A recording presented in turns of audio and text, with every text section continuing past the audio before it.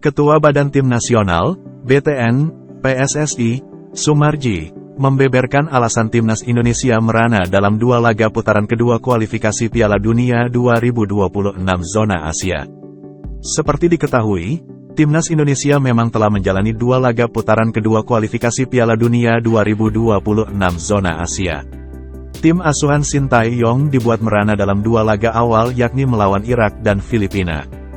Dalam dua laga grup F putaran kedua kualifikasi Piala Dunia 2026 zona Asia ini, Timnas Indonesia hanya mampu sekali meraih hasil imbang dan menelan kekalahan sekali. Timnas Indonesia pertama kali merana setelah menelan kekalahan 1-5 dari Irak di Basra International Stadium, Manila, pada tanggal 16 November lalu. Kemudian pada laga kedua, tim Merah Putih hanya mampu menahan imbang Filipina 1-1 di Rizal Memorial Stadium, Manila, pada tanggal 21 November. Hasil ini membuat skuad Garuda menempati posisi juru kunci di klasemen sementara grup F. Penampilan Timnas Indonesia dalam dua laga ini mendapatkan banyak sorotan yang diberikan oleh pencinta sepak bola tanah air. Tak sedikit yang bahkan mengkritik Timnas Indonesia karena dibuat malu Irak dan hanya mampu menahan imbang Filipina. Padahal, Timnas Indonesia era Sintayong ini sering disebut-sebut sebagai sebuah generasi emas. Namun, mereka justru memulai putaran kedua kualifikasi Piala Dunia 2026 dengan hasil kurang bagus.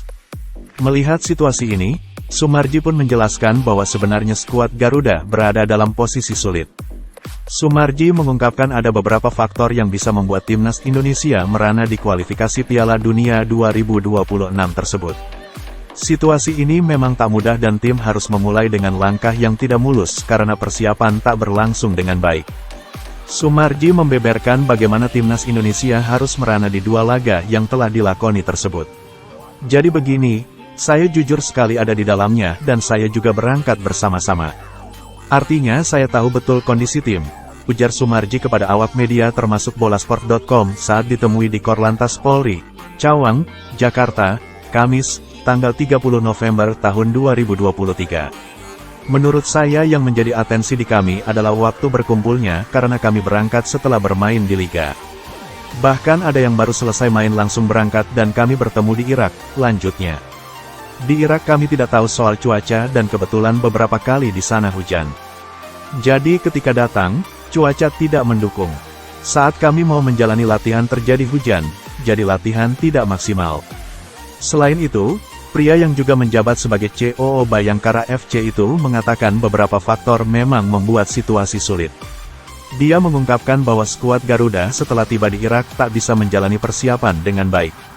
Saat menggelar latihan tiba-tiba turun hujan dan salah satu faktor lainnya yakni perkara jarak tempuh yang jauh serta membutuhkan waktu lama. Para pemain pun tak bisa melakoni persiapan dengan maksimal selama latihan jelang melawan Irak. Kami juga menjalani perjalanan panjang dari Jakarta sampai Basra. Itu bukan sebentar, tetapi cukup lama, jelas Soemarji. Bukan cuma itu, terus ada jet lag juga.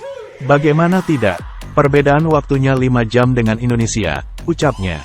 Saya saja yang tidak bermain rasa capek sekali. Saya tentu tidak sekadar membela karena saya ada di dalam dan saya bisa merasakan sendiri kondisi itu. Permasalahan saat melawan Irak adalah kurang maksimal di persiapan dalam waktu yang sempit dan karena cuaca tak terduga.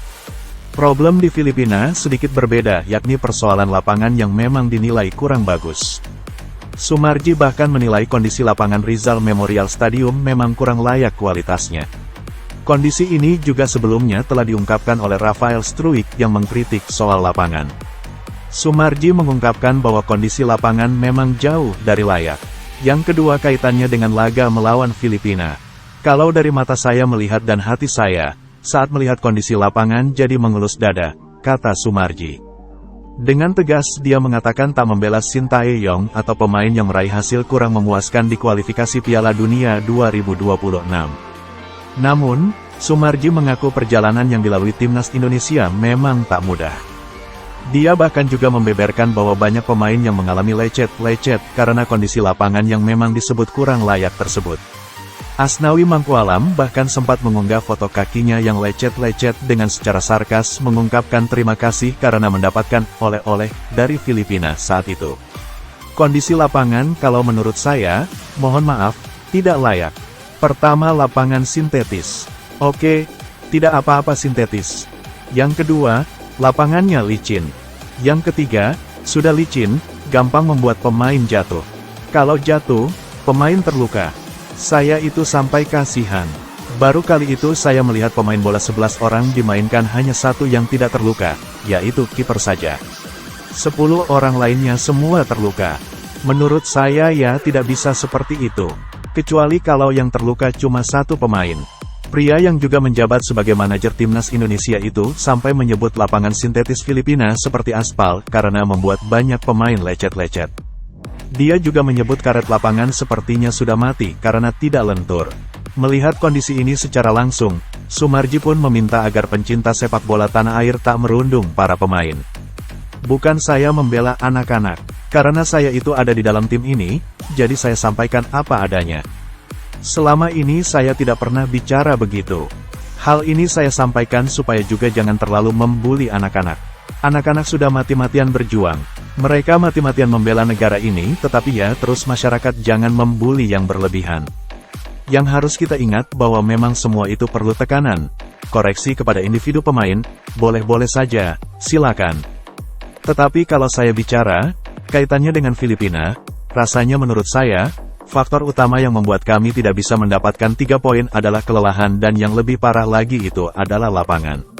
Itu saja, pungkasnya.